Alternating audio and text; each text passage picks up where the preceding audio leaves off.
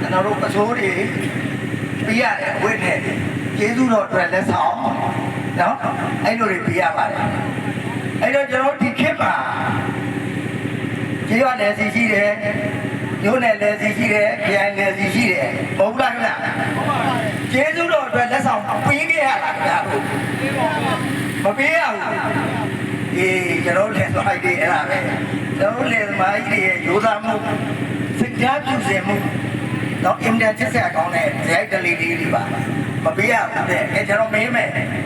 ဗျားတို့လေသမားကြီးတွေကျွန်တော်တို့ဒီကနေ့ပုံစံ9နဲ့သောသောဩရပြောသွားပြီနော်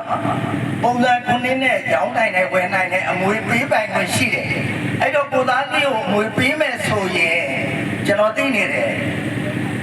အယောင်းဝယ်ပုံစံနဲ့ပြရတယ်တဲ့ဒီကောက်ကို2သိန်းဖြတ်တယ်တဲ့အခွန်တွင်းရတယ်တဲ့ဟုတ်ပါလားခင်ဗျာ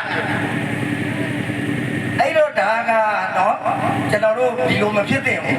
အဲ့တော့အဲ့ဒါကိုကျွန်တော်တို့တင်ပြတဲ့အခါကျတော့ဒီကနေ့ပါဖြစ်လာလဲဆိုတော့တရားရုံးမှာကြမ်းကြိမ်လို့ရှိရင်နော်တရားရုံးမှာကြမ်းကြိမ်ရင်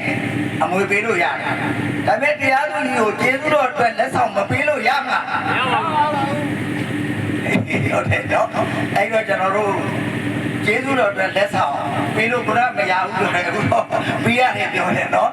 ဟုတ်ပြီအဲ့တော့ကျွန်တော်တို့အဲ့ဒါတွေပြရတယ်နောက်အယောင်းဝယ်လုံးရင်ရောလဲစီတို့ကိုကျေးဇူးတော်အတွက်လက်ဆောင်မပေးရဘူးလားပေးရတယ်အေးပေးရတယ်အခုတော့ပေးရတယ်ဖြစ်လာပြီနော်အဲ့တော့ကျွန်တော်တို့ကျေးဇူးတော်အတွက်လက်ဆောင်အများကြီးတော့ကျွန်တော်တို့ဖောင်ဒေးရှင်းကမခံဘူးကြဒါတို့ကျွန်တော်တို့ဒါနော်ကျွန်တော်တို့အာနာပိုင်ဖွဲ့ပြီးတော့မဟုတ်ဘူးဒါပေမဲ့သက်ဆိုင်အောင်ကျွန်တော်ပြောပေးမယ်နော်ဒါတော့ကျွန်တော်တို့လုံးဝလက်ခံလို့မရဘူးနည်းနည်းပါတော့ကျေးဇူးတော်အတွက်လက်ဆောင်ပေါ့ဗျာနော်ဒီလိုပိုင်းလေးတွေရှိခဲ့တယ်